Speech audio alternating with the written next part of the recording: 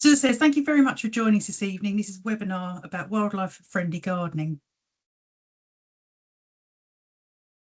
So I'm not going to say too long on these slides, but basically nature is in trouble, which you're probably fully aware of. We have 1 million wildlife species threatened with extinction, over 65% of land and sea degraded by human activity, and habitat significantly lost since 2004. Basically, all the graphs are going the wrong way. And we're reaching those global tipping points where it's going to be difficult to come back from, where coral reefs are dying, the ice blocks are melting. So we really need to try and do what we can to help nature thrive and survive. So there was a pivotal report, the Transformative Change Report, which came out in 2024. And this actually led to us reviewing our own world strategy, which we put into place in 2020.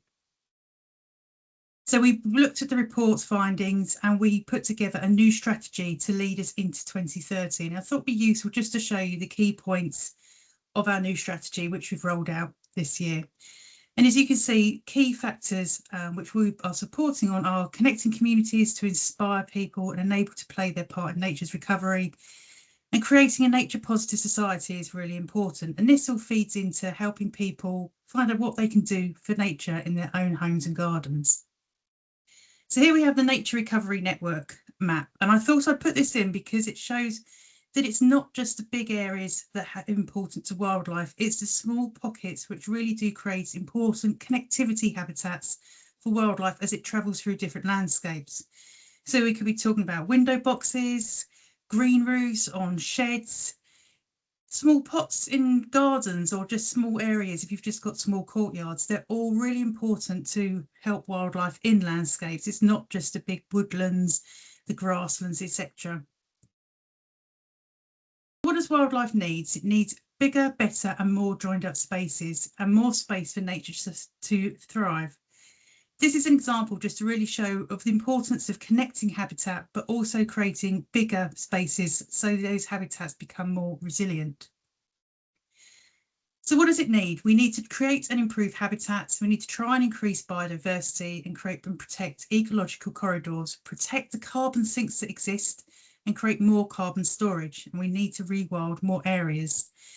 We can't do this just through nature reserves alone. If you think about the size of all the gardens added up, it's a huge nature reserve. So we can all do something to help nature in our gardens. It really can make an impact. So whilst nature is in trouble, there is hope. I don't know if you've heard of the Knepp Estate, which is in West Sussex. This was an intensely farmed area of land. It wasn't making much profit, so they decided to rewild the area. I'm sure there's a lot more decision making that went into it than that. But what we can show is the example of the before and after pictures. So the land was allowed to regenerate and come back. Now, it wasn't just left to its own devices. They did try and replicate historical practices. So there would have been grazers on the land. So they introduced cattle and also, for example, the Tamworth pig, so which replicates the wild boar in the landscape. And they, for example, rootle around, they open up the land, they aerate the soil and they open up the seed bank. And for example, turtle doves, which are very close to extinction in the UK, are actually breeding well on this land because they can now access seeds in the seed bank. But it just gives us hope that if we create space for nature, it can come back and thrive. To put an example of our own area on the Isle of Wight, Dunwell Farm. So what happened was the nutrients were reduced on this site. It was taken out of intensive production. Low intensity grazing was introduced, and it really focused on restoring the key habitats that were there before, so the chalk downland, wood pasture and hay meadows. And the key thing was the surveys were undertaken at the beginning of the process and each year, so you could really see the difference it's made and the biodiversity increases that have taken place. So what do we need to do? We need to make room for nature. And there's lots of different examples we're going to talk about which we can do in our gardens. What I thought would be useful just to have a talk through some of the urban habitats we have in our towns and cities. So we have brownfield sites, which are absolutely amazing for invertebrate species. Verges and roundabouts, all really important stepping stones for wildlife as they travel through the landscape. We've got parks, balconies, path edges, cathedrals. If you look at the Peregrine Falcon, they've taken advantage of cathedrals to breed upon. Community planters are really important for people who live in flats as well. At the bottom, you can see an example of lots of different pots where people are still able to grow in an urban area. And we've got living roofs, river and canal edges, garden allotments, and also pub gardens. Just as an example, if you look on the right, we can see ivy leaf toe flax coming out the pavement. And it's just a great example to show that where we do create space for nature, it can grow and even push through when it wants to, and we're not creating that space. Just an example of some rural habitats. So these are really good diversity-rich habitats, including woodlands and rise, hedgerows, water meadows, which have been significantly lost over the years. River and canal edges are really important habitat corridors. Railway line banks as well. They're really important because they're not disturbed, so they are key corridors. Churchyards are fantastic for flora diversity because usually it's corners of these areas which haven't been improved or messed about with, so there's some rich species which can come back each year. And then we've also got to our gardens and allotments, village ponds and greens, orchards, which are a fantastic habitat in themselves, and scrub as well, which supports a number of species. So we're going to be talking to you about gardening to help wildlife this evening.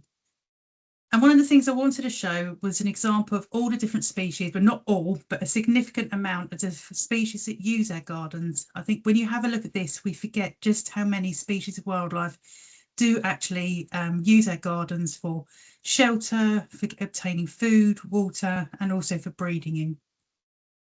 I'm going to hand over to Susan. Thank you, Katie. I think you have to give me the control. I don't know. I'm not sure if you do or not, so I can move them along. I think you found it last time, but I can't remember I'll give it a go. I'll give it a go in a second and see what happens. Anyway, so I'm just going to talk through some of the things that we can do in our gardens and maybe some of the wildlife that you might be able to attract to your gardens. Obviously, we've had a lovely little warm spell, and hopefully lots of you have been out and seen lots of lovely things all just emerging, and it felt very, very spring-like, didn't it, a few days ago? So our gardens can actually provide a huge amount for wildlife. So all of these things here, so food, shelter, maybe nesting spots, water, and also travel. So really it could be a stepping stone. So the garden could be an area that something is passing through. So gardens can play a really important part in the kind of the fabric of the landscape, really. If you think about all those stepping stones that we talked about earlier and all of the gardens that there are in the UK, they all add up to a large areas that's really, really important for wildlife. So now let's see if I can move along. No. Oh. I did that, Susan, sorry. That's okay. Did you move along for me? Yes. Oh, there is a button that says take control. So I'm just going to press that. I think that's what you found last time. I have to request it, and you may then get a message to let me. So if we have a look at the sort of food that we could, I mean, you don't have to supply food. Quite often your garden actually has a lot of natural food already. So things like the flowers, so nectar and pollen. Some of the earliest flowers in my garden have been the hellebores, which were providing food for bees back in February, actually. Right now, looking out of my window here, I can see lots of primroses, and I've seen last weekend lots of bees and bee flies that are all just emerging, feeding on those primroses. So there's plenty of nectar and pollen already, actually. Vegetation, so we might think about some of the leaves on some of our trees and shrubs and some of those plants that will provide food for caterpillars, for example. So a lot of our butterflies have very specific requirements for their caterpillars, so they will feed on certain species. So that would be the leaves rather than looking for pollen and nectar, which the adults will be doing. So there's also seed heads. In maybe the autumn, you can think about things like thistle seeds and teasels, for example. Birds like goldfinches will feed on those. And fruit in the autumn and winter is obviously really, really important for birds and for small mammals, but also for invertebrates, actually. And then you can supplement this with the artificial feeders. So we can feed the birds, we can feed insects, we can put a little bit of sugar water out, for example, for bees and butterflies. And then if you've got those insects in your garden, then they obviously will be feeding animals further up the food chain, so small mammals and birds. So then you can have the whole ecosystem in your garden. Right, it did just say, Katie, that my request for control had not been accepted. I did. So I didn't have a message come through. if I press it again, there we go. Request control. Oh, I think you'll have to move me along then, I'm afraid. Oh no, it was unhidden under another one. Right. Apologies. It's been approved. Lovely. Thank you very much. Let's see if it moves along. Sorry, it's hidden under the recording message. Ah, there we go. Right. So water. So I was always told, and I think this is very much true, that if there is one thing that you want to do to encourage wildlife into your garden, it would be the best thing for you to do would be to provide a pond, because actually water is so important for lots and lots of creatures, and you will probably encourage more wildlife than anything else, you know, by providing that pond. You could just have a boggy area. You could have a really, really shallow pond. Ponds don't need to be really big. They don't need to be really deep to have benefits. So, you know, some people even put a sink or a sort of old washing up bowl into the garden just to provide a little bit of water. So you can get a lot of freshwater invertebrates in there. You get things like damselflies in there. You might get newts, frogs and toads, but it might also be used as a bathing or drinking area by, as you can see in the picture here, by birds and mammals as well. So water is really, really important. So let's see if we can move on.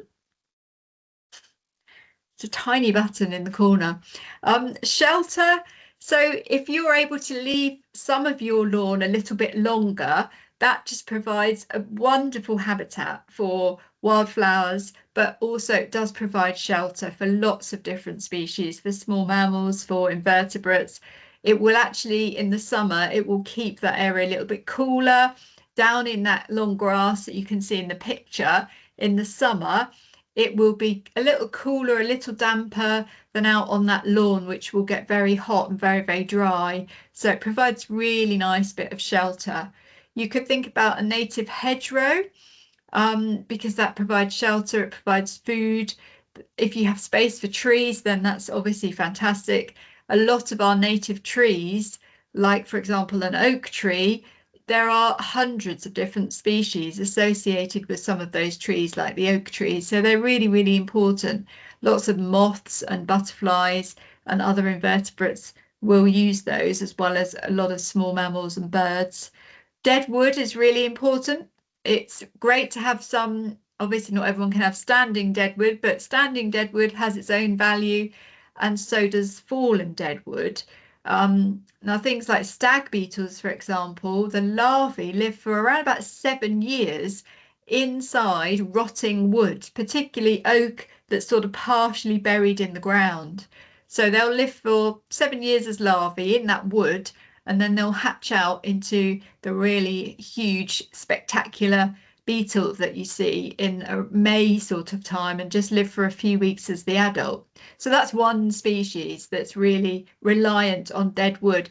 There are lots and lots of other species, lots of other beetles, for example, that are reliant on dead wood. And you might see woodpeckers pecking into standing dead wood, foraging for some of those creatures. So it is really important not to be too tidy, but to try and leave some of these things lying around, and then you will have more wildlife. Hollow stems are great to leave over winter. So we'd always say to people not to be too tidy and cut down dead stems until the temperatures are sort of consistently 11 degrees or so, for example, because a lot of smaller invertebrates will be hibernating inside those dead stems, like ladybirds, for example. So if we can leave them standing until the weather warms up, then those creatures are awake and they're on the move, and then you can remove those dead sticks or whatever. So also you can see in the picture on the bottom left there, like a bee hotel. So those are really great for some of the mining bees because they'll nest in there in the spring and summer. So hollow stems are good all year round because they're good for hibernation in the winter, but they're good for nesting in the summer as well. So it's really good if you can put some of those around the garden. And artificial boxes as well. Obviously, birds like to nest in boxes, so you can supplement your garden with nesting sites by putting in 1 or 2 boxes. So let's move on. So early pollinators. So this is the sort of thing I've been seeing in the last couple of weeks with this lovely burst of sunshine and a little bit of warmth that we've had. I expect a lot of you have also seen some of these things. So the brimstone butterfly on the left, that lovely yellow butterfly, some of those have definitely been flying. So they're one of the earliest that we tend to see. They hibernate over winter as the adult butterfly in amongst ivy, for example. So as soon as temperatures warm up, then those adults will wake up and start flying. So you've probably seen some of those. The other creature on the right, which I absolutely love, is a dotted bee fly. Now, I took some footage this weekend of these amazing creatures feeding on the primroses in the garden because I think they're really beautiful. They're flies, not bees. They look like little bumblebees, but they're actually flies. So flies belong to a group called Diptera, and that means 2 wings. So they have 2 wings rather than 4. So, but the very interesting thing about bee flies is that they look all very cute and cuddly, and the adults will be feeding nicely on the primroses, but their larvae have got a little bit more of a gruesome tale to tell. So the larvae actually parasitize solitary bees. So I also have solitary bees nesting on the lawn, like the mining bees that nest into the lawn. And what these bee flies do right now, they're on the wing, they're mating, and what they will do, they lay their eggs. And how they do that is that they gather a little bit of soil or sort of dusty soil to coat the eggs to make them a little bit heavier. And then you can watch them and see them sort of dipping their abdomen over the grass near a solitary bee nest. And they're flicking their eggs into that nest. Some of them will get into the nest, or nearby at least, and when those eggs hatch, the larvae will go down into the nest of the solitary bee and parasitize those solitary bees. So they'll basically eat the food stores and the larvae of the solitary bees, and then they'll stay there and pupate and overwinter, and then obviously the adult will emerge the next year. But they all live in harmony with each other, so they don't actually decimate the populations of the solitary bees. They all live together. So absolutely fascinating lifestyle. There are several different species of bee fly and lots of species of solitary bee, and they're all really important pollinators, and they're all species that you could have in your garden. So I think they're quite fascinating.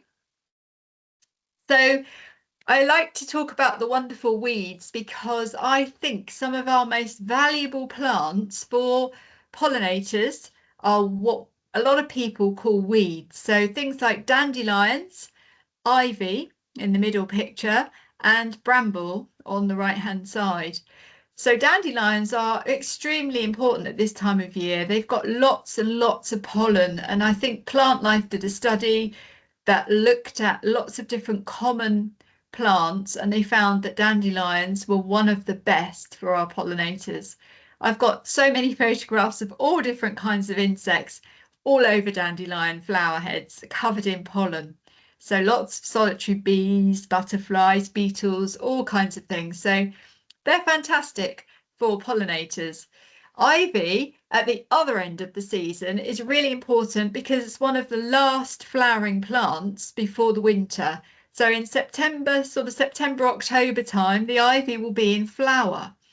And if you have a sunny autumn day and you walk past a big patch of ivy, you'll probably hear a loud buzzing.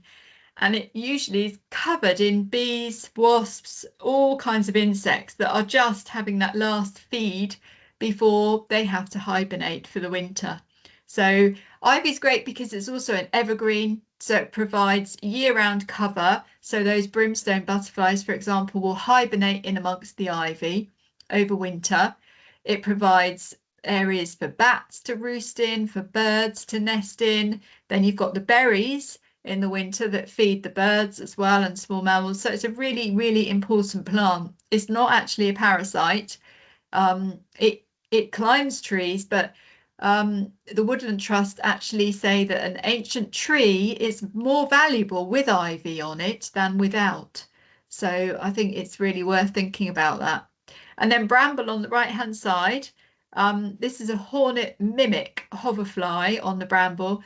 Bramble flowers are really important for pollinators. Again, bramble provides really great cover, and then it has the berries, which are really good for a lot of different species.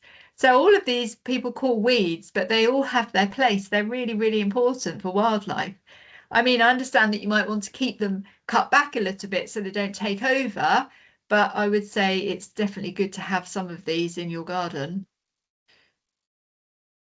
This is an area in Portsmouth. I think this is somebody that used to work at the Wildlife Trust, and she had a very small sort of courtyard garden in Portsmouth, and that was just paving. And they decided to take the paving up and see how much wildlife they could get into their garden. So they created this mini meadow, lots of plants around the edge, and they documented a lot of different insects visiting their garden. So right in the city, it just shows the wildlife is there. It will come if you provide some food and some cover for them. And you're then providing one of those stepping stones for that wildlife to move around a city which might otherwise have been a little bit too barren. So I think this just shows that even in a very, very small space, you can still make a difference.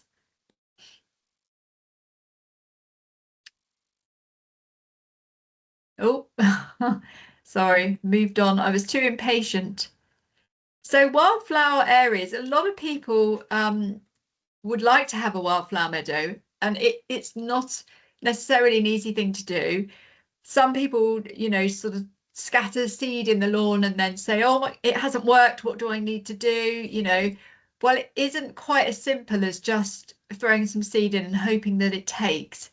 The very first thing that I always say to people is, first of all, just leave the garden unmown for a little while and just see what comes up, because it might be that you've already got some nice flowers in the garden. So it's worth having a look first to see what's there. And then if you decide that actually there really isn't very much other than a bit of grass, you know, no other plants in there, you've got a few different options. You could put some plug plants in. You could get hold of some wildflower plug plants and put those in.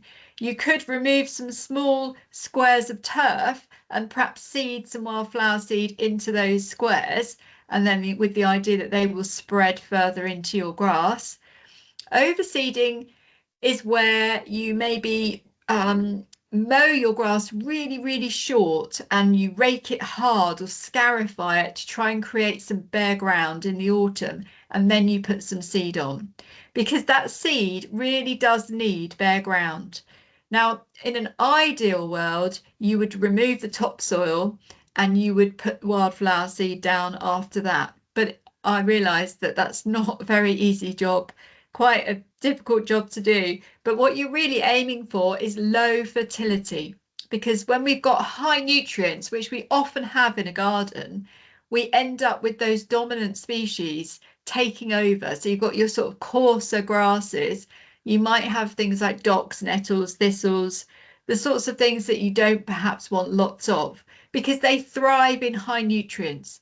So if you can reduce the nutrients, then you can and put in a few seeds, then you can start to get a greater diversity of wildflowers. So that's what it's about, really. It's about trying to keep down the competition that thrives in high nutrients. So you want to try hard to reduce the nutrients if you can. Yellow rattle is a really useful plant because it actually parasitizes the grasses.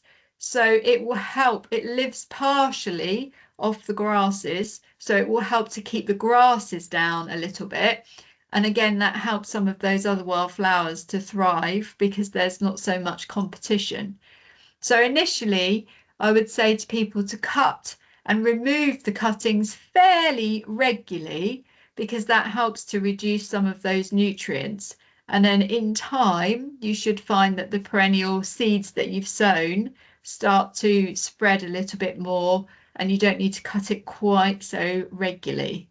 So that's, I mean, it's a very difficult thing to do, and it's something you could spend obviously a whole day learning about. I've only just touched on it, but hopefully it's sort of given you the idea that you can't just scatter the seed, but you actually do need to try and create some bare ground, sow the seed in the autumn, and then sort of manage it carefully over the next year or two. Right, let's move on. I'll be patient this time. I press the button. Nope, it's not going. We'll do it again. There we go. Right, so butterflies, I've mentioned just now that butterflies are very specific in their requirements. So the adult butterflies will quite often feed on a whole range of flowers for their nectar, for their pollen and nectar, but they tend to need a specific plant to lay their eggs on. And then the caterpillars are very choosy, therefore, about what they will eat. So if you want to attract different butterflies into your garden, not only do you really want to have those pollinator plants for the adults, but it's a good idea to know what the caterpillars feed on, and then you can provide those food plants as well. So I think the next slide, I've got an example. I don't want it to jump ahead too much. There we go. So the orange tip butterfly, this is an example of each stage of the life cycle. So the plant that the orange tip butterfly needs, as in the larvae, the caterpillar, it needs garlic mustard or cuckoo flower. So the plant in this picture is garlic mustard. It's a crucifer, so it's a cabbage family member. It's very, very common. This plant grows in, you know, hedgerows. It grows in my garden. It just pops up everywhere. But the orange tip butterfly that will be on the wing fairly soon, I would say, will be looking for this plant to lay its eggs.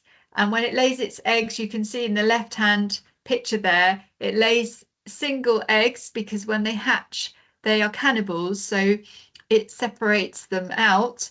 So it lays these eggs and then they hatch into the caterpillars, which feed on the top part of the garlic mustard. So if you have that plant in your garden and you have some plants that the adults will feed on, like the dandelions, then hopefully you should have orange tip butterflies. Whenever I see a patch of garlic mustard, I'm always looking at the top. If you look where the flowers are, if you look up the top there, that's where they tend to lay their eggs. You've got to look very carefully and you might see these very, very tiny orange eggs. And I've bought a little lens that I can clip onto my phone, which was actually only about £10. I don't know how much it is now. And that allows you to take some nice close-up pictures of things like these eggs that I've taken here. So that's the orange tip. So moths. I love moths because they're sort of almost a bit of a secret world, the moth world, because a lot of them fly at night, so we don't tend to see them regularly. But if you ever do any moth trapping, you'll be amazed, I think, at the unbelievably beautiful colours and all of the different types of moth that we have in the UK. I did some in my garden for the first time last year, and I was just astonished at how many different species I had.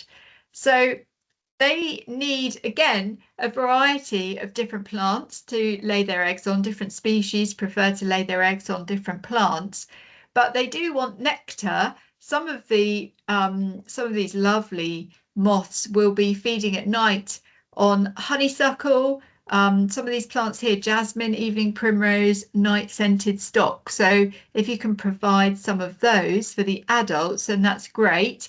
And again, having a look, if you look up and see what kind of food plants the caterpillars need, you could also try and provide some of those in your garden. And then that's going to give you a better chance of having some of those different species.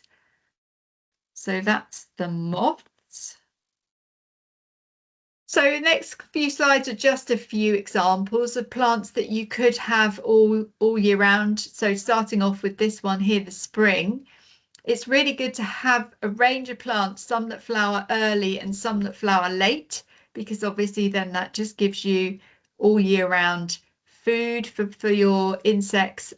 So for example, in the spring, we've got red campion, depending on the soil type, garlic mustard, which was the one I showed you just now that the orange tip butterfly needs, and cuckoo flower is the other food plant for the orange tip butterfly, but that tends to grow where it's a little bit wetter.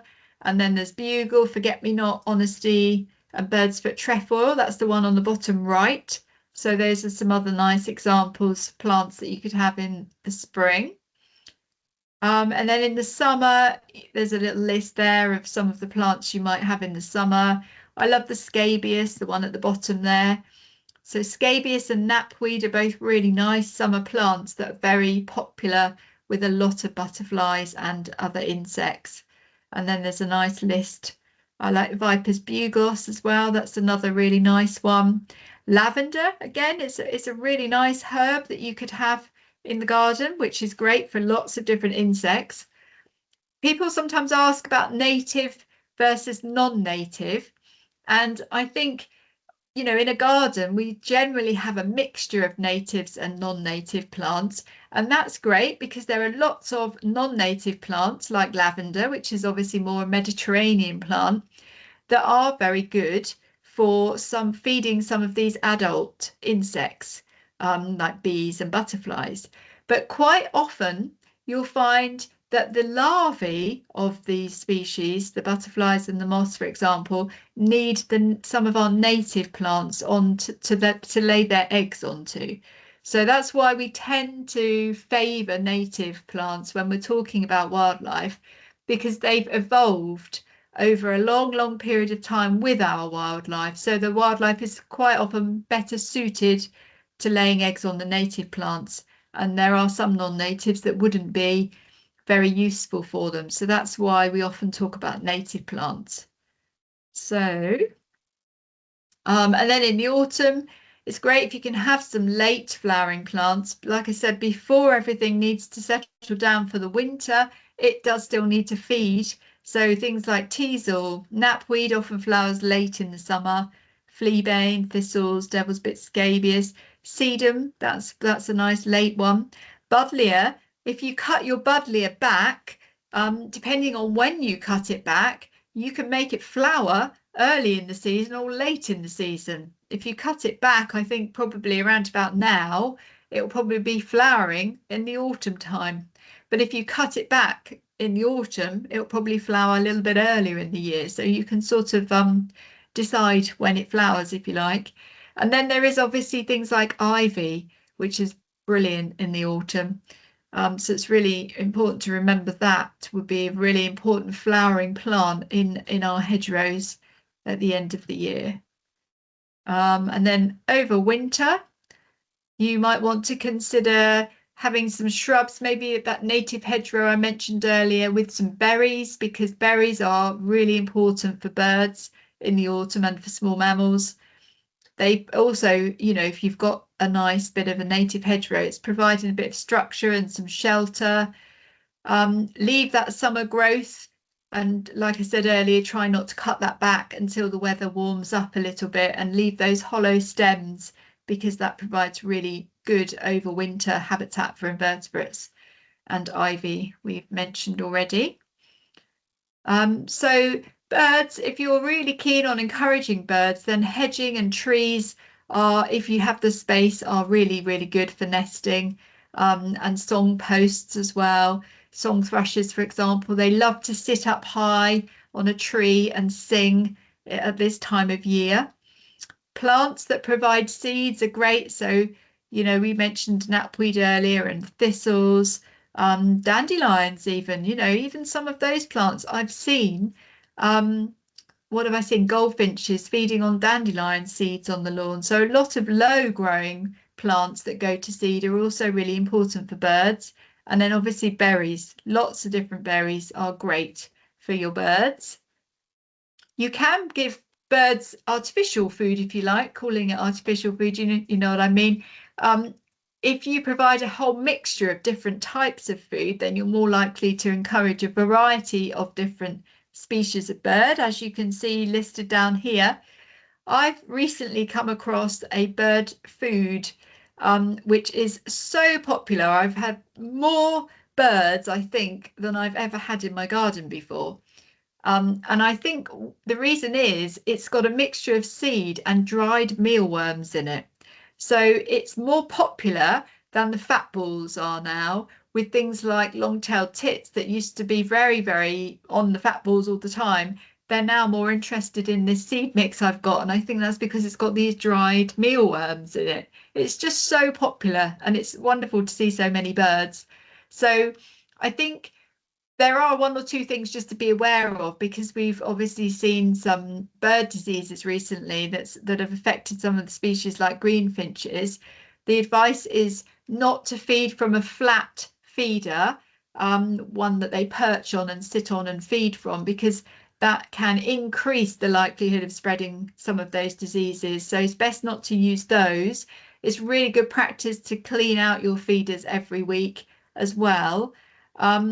And the other thing is not to be giving like whole peanuts at the moment, because that could be a choking hazard for young birds. But it is still okay to feed them, as long as you sort of follow those sort of rules. For more information on that, it's a good idea just to look on the RSPB website, if that's something you're particularly interested in. I feel like I'm talking for a long time, but I think I'm almost getting to the end of my bits and pieces. Ponds. Like I said earlier, if you can make a difference in your garden, then providing some water in the form of a pond is fantastic. Ponds do support 2/3 of all freshwater species, so that's amazing. A huge range of wildlife. If you can have a little bit in the middle that's a bit deeper and then shallower all around the edge, that's great. But if it's all shallow, that's absolutely fine. And if you can have some nice access on the edge, you know, maybe a sort of beach area with some pebbles and things, that makes it easier for birds and for small mammals to get in and out safely. And if you've got an area perhaps at the back that you don't disturb, but you've got some big rocks or some logs there, that would be perfect for amphibians, reptiles, for newts, for example, to hibernate underneath maybe in the wintertime. So it's good if you can have those little features around your pond. So let's see. Oh, this is just some of the plants that you might want to consider in a pond. So ponds, it's more important, I'd say, in ponds to go for native species, because quite a few non-native pond plants can be quite invasive, which means they can really take over your pond very, very quickly. So it is better to stick with native plants that don't do that. It's good to have some oxygenators in there, floating plants, which will be providing oxygen, putting oxygen out into the water, some floating plants, and then marginal plants. So plants around the edges are really nice, because things like damselflies will crawl up out of the water when they're ready to emerge as an adult, and they will stay on those plants that are emerging around the edge to shed their skin, and to go through that metamorphosis. So it's really useful if you can have marginal plants as well. And there's just a little list there of some of the native ones that you might consider using. So over time, obviously a pond naturally would turn to dry land. It would naturally silt up over time. And if you want your pond to stay as a pond, then it might be that you need to clear it out a little bit, perhaps in the winter time. So in the summer, you might need to top it up if it dries out. Sometimes if it's got a lot of nutrients in it, it might get covered in duckweed, which you can then just sort of skim that off. It's better to do work on your pond at the end of the season, so that things aren't in there breeding. And anything that you do take out, it's really important to leave it on the side for 24 hours, because any creatures in there can then get back into the pond, and you can then compost what you don't want. So it's usually advised not to take out more than 1/3 of the vegetation. If it's very, very overgrown, You just want to take out up to a third in any one year. And then you're creating a bit of space. You can leave that on the side for 24 hours and then compost it. I mean, in nature, it would be wonderful, ideally, to have ponds at all different stages of succession, you know, to have some that were more kind of muddy puddles, some that were really open water, you know, some that were quite overgrown, because all of those different stages of succession will be providing a habitat for different species. But obviously in a garden setting, we don't have the space to do that. We're not sort of talking about such a wild landscape. So probably you want to keep it as fairly open so that you've got that open water and you can have a range of insects and damselflies and things breeding in it. So in that case, it's a good idea to manage it and just remove a little bit each year if it's starting to get overgrown.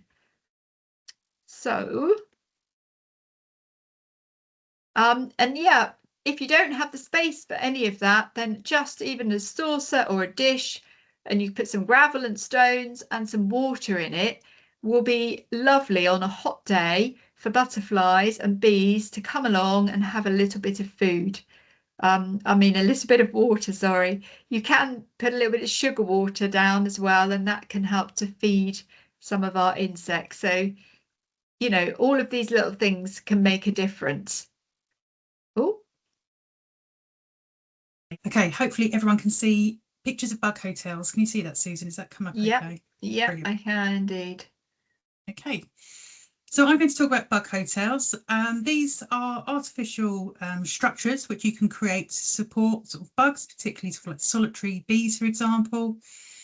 Now, bug hotels can be big, they can be small, but the key factor is to actually have them in a place where you've got the other things which certainly solitary bees need. So there needs to be the flowers to collect the nectar to put into these chambers with the eggs, and also water. So when you're looking at these artificial structures, whether it's a bird box or different, could be bat boxes, etc., if you're creating different habitats for wildlife, have a think about the other things that they do need, which Susan referred to before. So things like water and food and safe areas to travel through.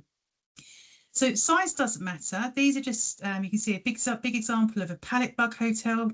You can get small ones, but we've also talked about hollow stems, which are really good for overwintering invertebrates.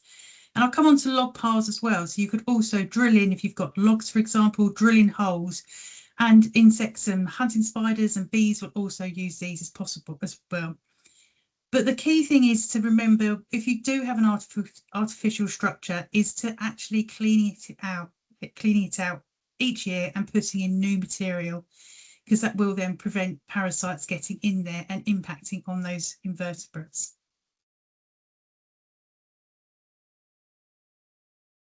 So the benefits of log piles, they provide really important shelter and different habitat, or even microclimates for different species that will use them. Susan talked about stumperies, and there's an example of one on the left here. So you'll see the big logs have been immersed into the ground, and where they're in the damp ground, that will actually speed up the decomposing process and provide really good habitat for stag beetle larvae. But what you can do is, if you've got, for example, logs, big logs are really good, thin sticks where you've pruned a tree, for example, actually making log piles will create different habitats for different species, particularly invertebrates. So wood lice, ants, spiders, beetles in particular spend a lot of time in dead wood.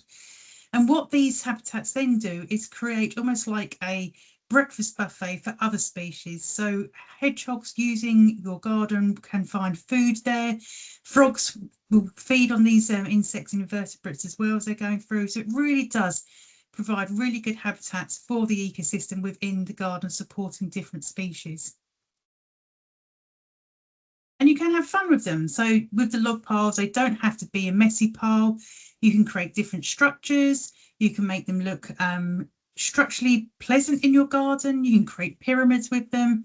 Dead hedges are really good as well. So they're a nice way to actually border off a particular area, but they in themselves then create a habitat for different species as well.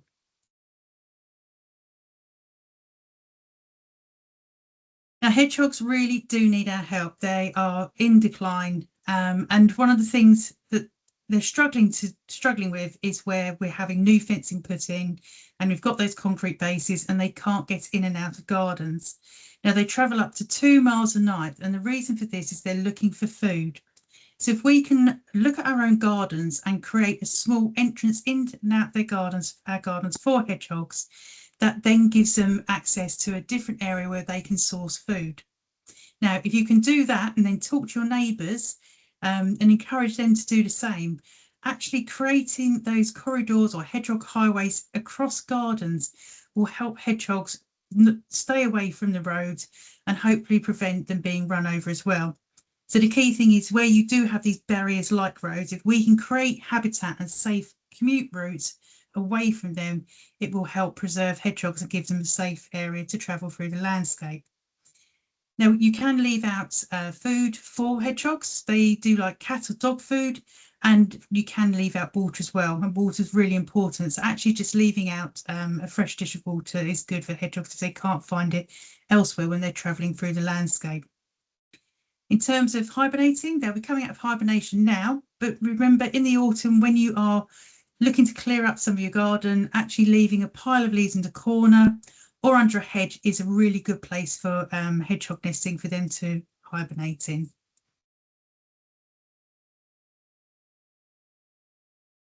So birds, if we can provide nesting sites for birds, that's a really good opportunity to create safe spaces for birds to breed in our gardens. So hedgerows are really popular. Dunnocks like thick shrubs, for example. If we can, creating habitat which creates and supports habitat that supports invertebrates will in turn also help common birds we see in our gardens, particularly for the birds that feed their young insects. So to support birds, actually creating habitat for invertebrates supports them as well. Growing plants, Susan's talked about growing plants that provide seed and berries over winter is really important as well. So they're not just reliant on the food we're providing, but also providing water for drinking and bathing, and particularly in the spring for bathing, because birds will bathe and wash before going back into the nest to prevent taking mites back and affecting the young. So trees and hedgerows and shrubs are really good for roosting. If you are thinking about putting up an artificial box, it's really important to think about the situation of where it's sited.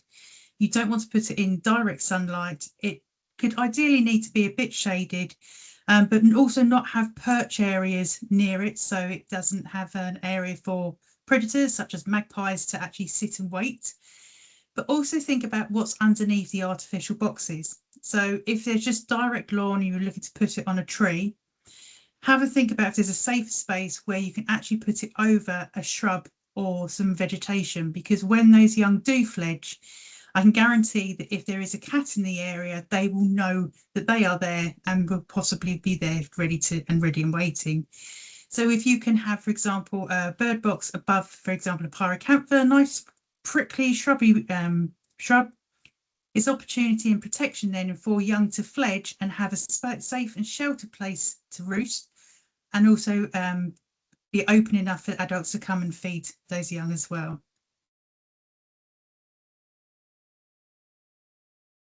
It's not clicking.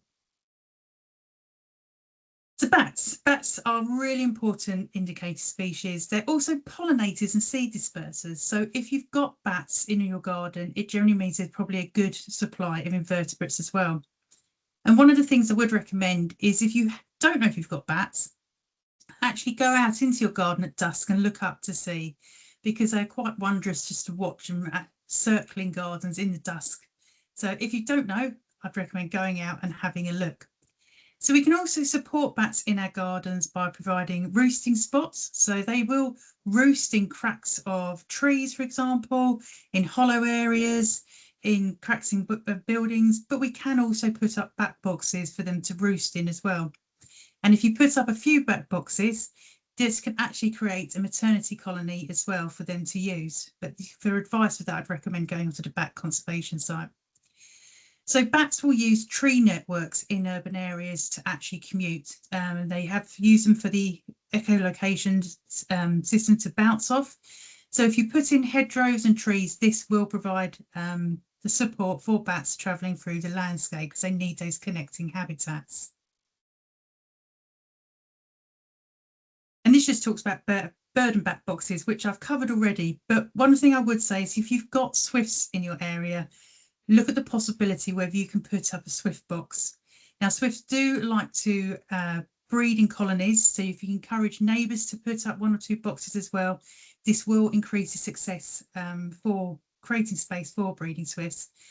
Their numbers are significantly declining each year when they are coming back from Africa. So if we can help these species who really do denote the start of summer when we start hearing them screaming through the skies, it's a great thing that we can do, and encouraging the neighbours as well to put up a few boxes. One way to increase the success rate is to actually play the call of the swift. That does encourage sort of young swifts who are coming back looking for new places to nest. But it's a great way to also engage with your neighbours. So if you can get a few houses on your street to put up swift boxes, it really can support these species. So I've just popped in amphibians and reptiles. So amphibians, as well as sort of spending time in ponds, they do need structured vegetation to get in and out and have that shelter to travel from the pond, particularly when they're sort of like travelling outside the pond, but also to go and find spaces for hibernation. So that's about making the ponds accessible. And also, if you want to have frogs, I would avoid fish because they do eat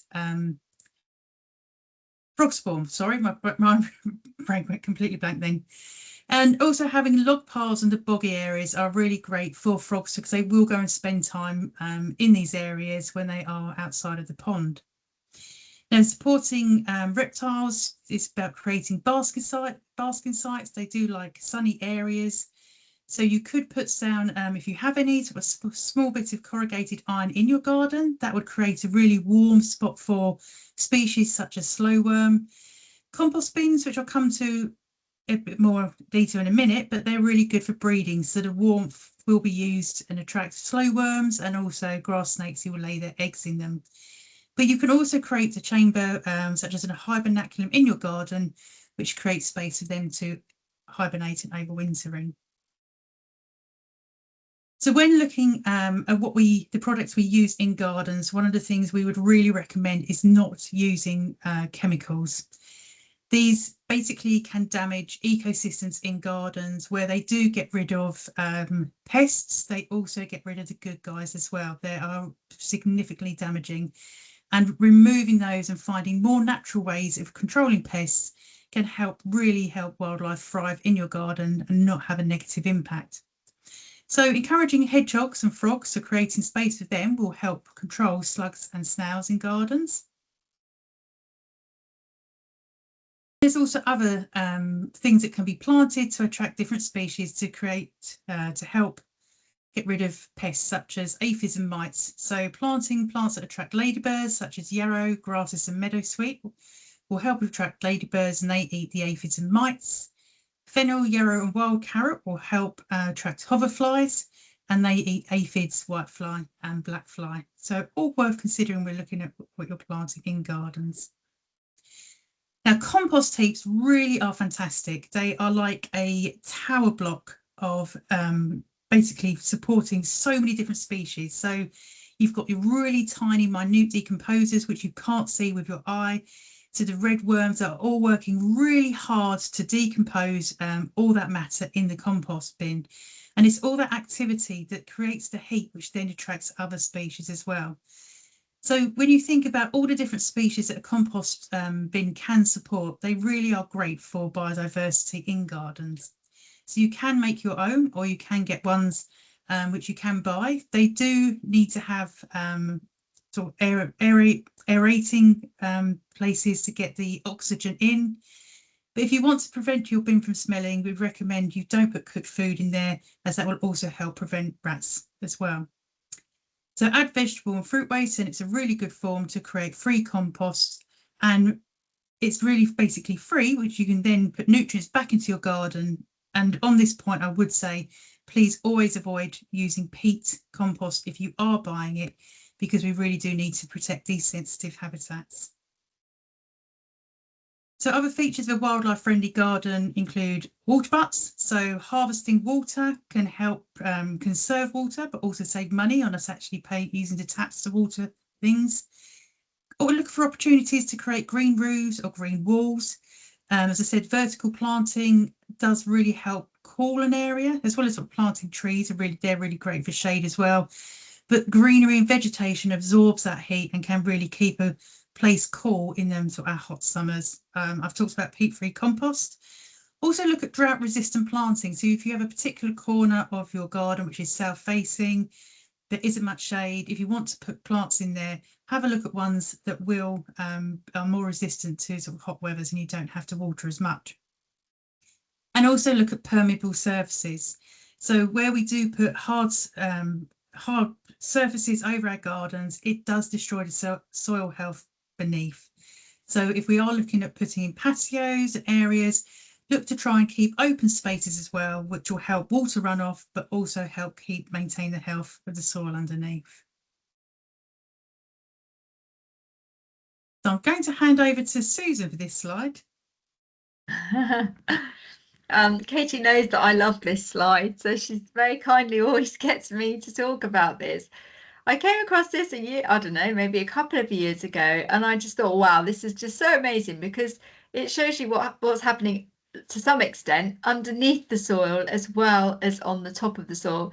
This just shows you a floodplain meadow or a wildflower meadow, really. And wildflower meadows have so many different species in. They have a high diversity, lots of different types of species of wildflower. And you see those on the surface, but what we don't see is that they all have very different root systems, and they'll all be requiring slightly different nutrients, and they'll all have amazing associations with different what we call mycorrhizal fungi, and they will be exchanging minerals and nutrients in the soil with those fungi. And there'll be also lots of microorganisms, bacteria and other tiny organisms that we can't see on that picture. So there's a whole ecosystem below the surface.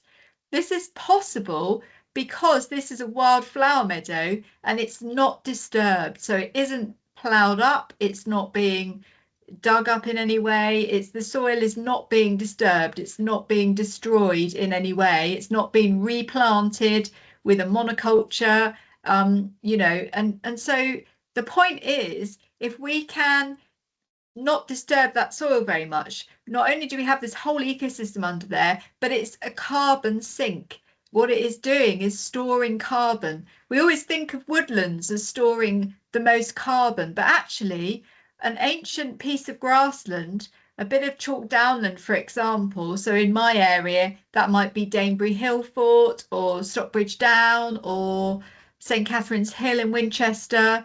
So those are all examples of chalk downland that haven't been disturbed, so they haven't been ploughed or fertilised or had anything like that happen to them. So they have got amazing soils that are actually storing carbon, and they've got all of this going on underneath. So what we want to try and do maybe in our gardens is think about that. We could think about using the no dig principle, for example, so that we let everything rot down into the soil and we don't disturb it, because when you disturb it and you plough it or you dig it, you're releasing that carbon into the atmosphere. So if we can not disturb the soil, we can protect the soil, because actually our soils are also washing away, aren't they, when we have the floods, and they're blowing away when it's dry. So if we can try and protect our soils, we can help to store carbon.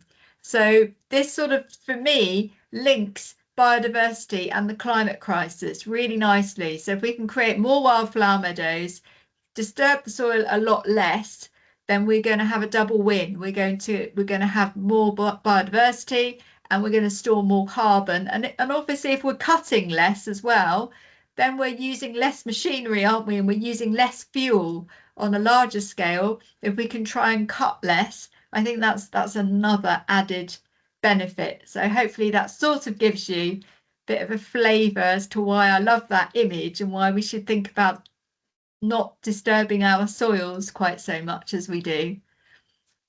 Thanks, Katy. Thanks, Susan.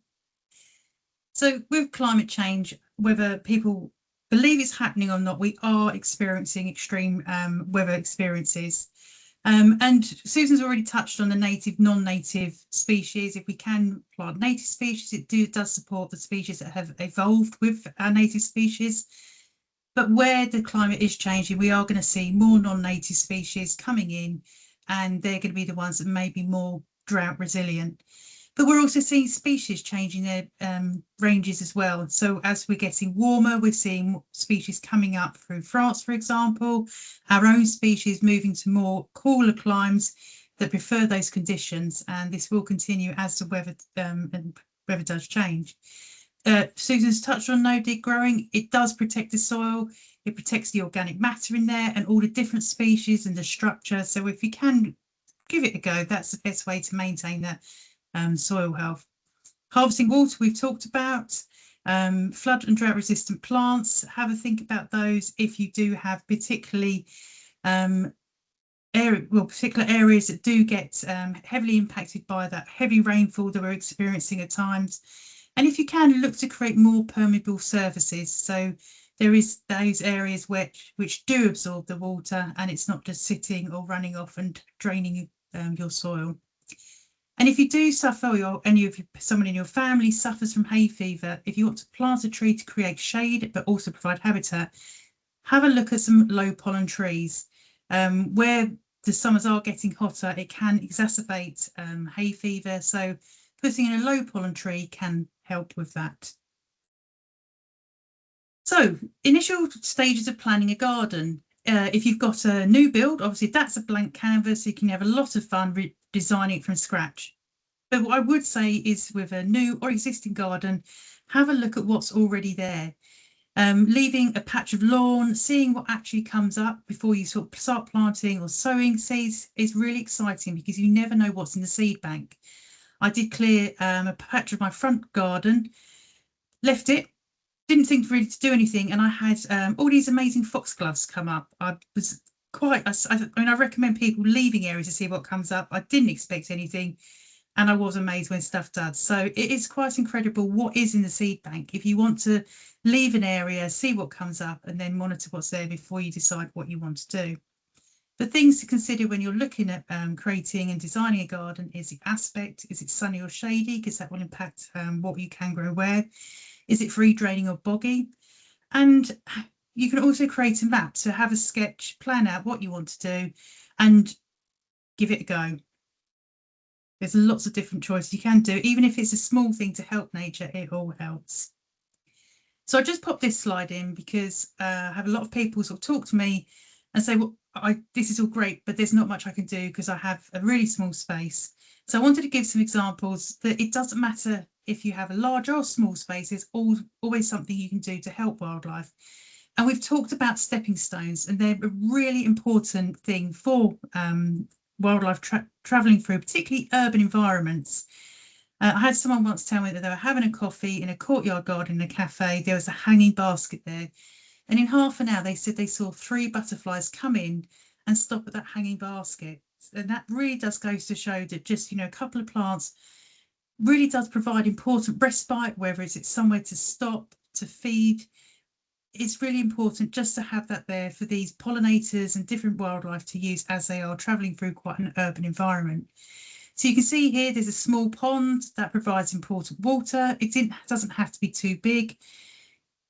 If it can be accessible to make sure things are getting out, that's really good. And at the bottom, you can see someone's actually used a bookcase to put pot plants in. So they're just some fun examples that even with just pots and small containers, you can still create important areas for wildlife. So one of the things we have a wildlife garden checklist. And this is something you can use to look at what you've actually got in your garden and then look at ideas of what you can do. So I wouldn't recommend trying to do everything at once, but there might be key things or species you'd like to encourage.